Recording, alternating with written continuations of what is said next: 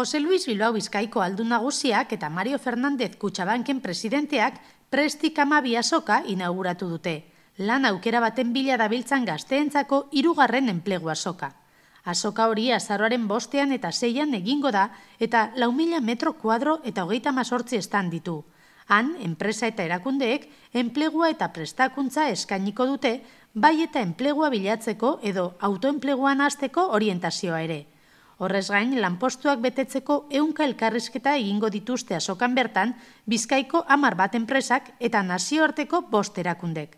Bere mintzaldian, Jose Luis Bilbaok ziurtatu du enplegua dela Aldundiaren lehentasunik handiena eta arlo horretan elkartzen direla Bizkaiko Foru Aldundiaren estrategia guztiak krisitik ateratzeko eta ekonomia suspertzeko.